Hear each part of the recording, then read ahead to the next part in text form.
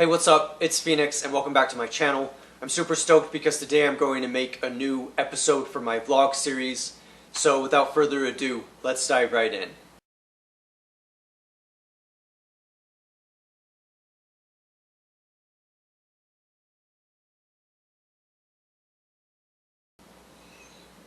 Now, I would describe the past week or two as being a trip. I definitely succeeded, I feel, because I learned a lot in my certification process to become a peer support specialist, which is someone who assists those on a very peer-to-peer basis for places where people struggle with addiction and mental illness, so such as in residential treatment centers or in other places where people might be seeking treatment. And I was really excited, and I think because I was so excited, I was a little bit on edge. And I think because of the pressure that came from experiencing that whole week of training, which was very intensive and was all day, all week, I think it definitely was a lot to experience. And so I think I was already a little bit on edge and under stress because of that. But then my whole mood shifted.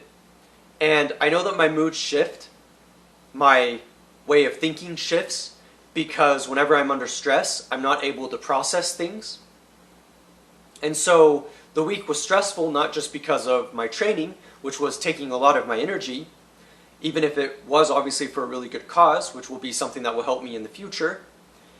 I still very much felt kind of not myself. On Tuesday, I went to a concert, I saw Knocked Loose, and it was amazing how being able to basically be pushed around by the crowd, quite literally, my back and neck were sore from being pushed around and they were sore for at least a week. And it was very intense, and I was trying to understand how to find catharsis, because I consider Knocked Loose to be a very heavy band, but they're also hard to understand because they have an intensity about them that I don't really get. And I have to remember that the world is confrontational, that the world does ultimately become very intense, and sometimes that includes, I would say, physical violence. And so my whole unsettling came from feeling like I was being knocked around a lot.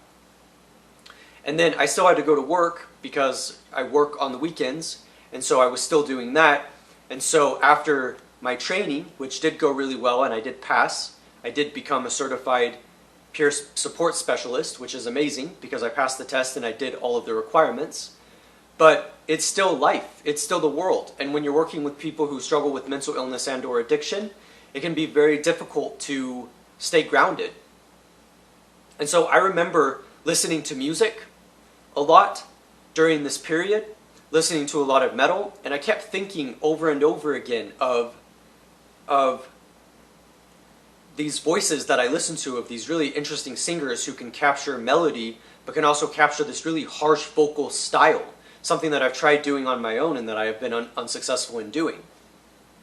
And so it kept playing in my head, almost like a mantra, or like angel singing, which is kind of a bizarre metaphor to use, but it was almost like that. And it was keeping me stable, because metal music does that for me. It keeps me stable. But my whole thought process was very much distorted by my experiences. I was thinking about how there were a lot of delusions that I had. One delusion was that I was thinking a lot about immortality and how my life is so compact right now because there's such a large thing that I need to convey, which, isn't really true, because it seems to me that I don't really know what exists after I live. I don't know what's going to happen to me. There's a lot of theories on what happens, and I don't really know. And so we'll just have to see. But it was this metaphor of immortality and thinking about how, there's such a depth and complexity to human life, and that consciousness, I just feel it can't end. And maybe not consciousness the way that I see it. Maybe it's not so much consciousness as what I expect, of me specifically. But maybe there's a way in which the world or the universe is always continuing in some way, and my hope was that it doesn't destroy itself.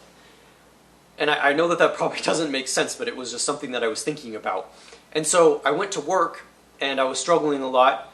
My mood was flat, which happens. My affect was flat, and that was because I was under a lot of stress, as I said, and then I was having trouble continuing to deal with the regular demands of my job and of life. And I was really struggling. And then I got triggered by a movie that I watched with the clients, where it was literally a horror movie about cannibalism, and it was very graphic and violent and disturbing. And so just like thinking about it is just so bizarre to me, because it's like my experiences become so destabilized because I'm not able to fully understand my mindset. I've been thinking about how so many delusions cross my mind, like whenever I think, well, I'm not going to eat meat because I'm vegetarian, so for some reason I'm going to a burger joint. I have no idea why, I guess because they have the Beyond Meat burgers. But instead I was only able to eat cookies because they didn't have a side salad, and of course they didn't because it's literally a fast food joint. So it's just like, and then driving around town trying to figure out what I'm going to have for lunch, going to work an hour early, missing a poetry thing that I wanted to do where I was going to be able to share my poem. My whole thinking just changes. It becomes so difficult to follow. And I really don't understand that. And so I was thinking and making all of these connections with like thinking of like when I thought of this video that I saw on YouTube, this 20-second video of all of these clips of Architects, which is a band that I really like. And I remember watching this video on YouTube, and it was like sampling like very, very specific snippets of songs by Architects, and it sounded bizarre. And then my iPod, lo and behold, was literally doing that same effect, and it was because I found out today that it was because of the headphones, which were messing up the playing of this iPod that I have. But it was just crazy, you know, and I was thinking about how I'm looking for peace. You know, I'm listening to Breaking Benjamin at 3 o'clock in the morning because I can't fall asleep, and trying to figure things out.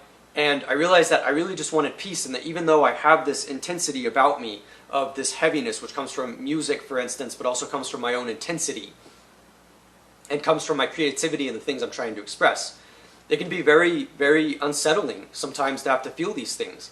So I remember listening to Architects, their new album, their newest album, which would be For Those Who Wish to Exist. And I remember listening to my iPod without headphones and just putting it in my cup holder in my car and being able to listen to it. And the speaker sounded good. It sounded almost like a stereo. It was a better sound than I thought it would be, considering it's just a small device. But I was just amazed to think about how I experience these things in this altered way, where I have like delusions, and I think that like I'm supposed to express something.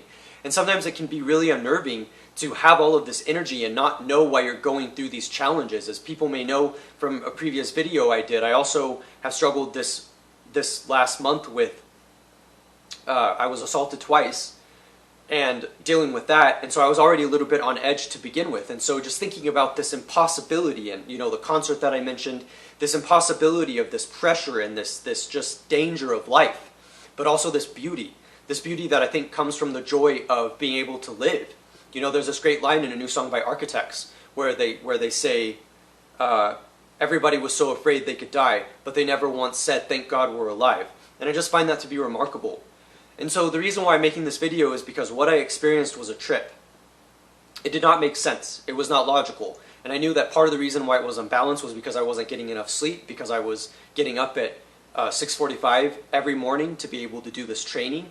And I still had work that I had to do for my job, and I was trying to get all of my responsibilities done, and then going to this concert and getting destabilized further.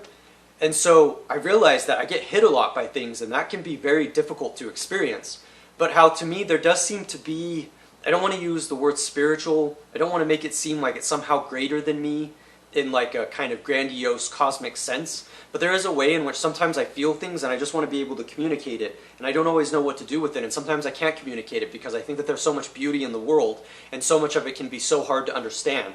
And so that can be a tough place to be.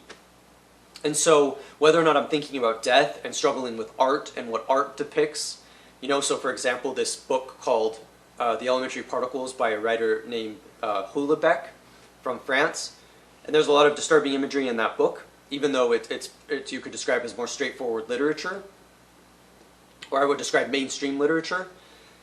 So it's just these challenges and just trying to confront life, trying to confront yourself, trying to be able to stay grounded in a world that destabilizes us.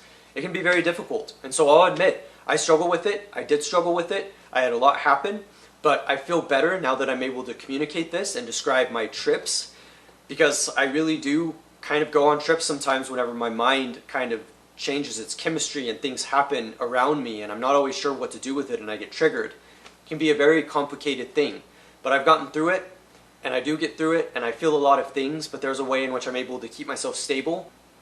I'm able to keep myself grounded, and that's because I'm really glad that I'm alive and that I'm here. And even though it doesn't always make sense, the delusions which I have to constantly check, I still feel as though, that I am here for a reason, and I may not understand what those reasons are, but there's a way in which I understand that I'm communicating something that I think is important, even if it doesn't resonate with everyone who hears it, even if not everybody understands what I'm going through. I nonetheless just want to focus on the beauty of life. So yeah, I hope you enjoyed this video, and I encourage you to check out other videos on my channel. I'm Phoenix, thank you for watching, and I will see you next time.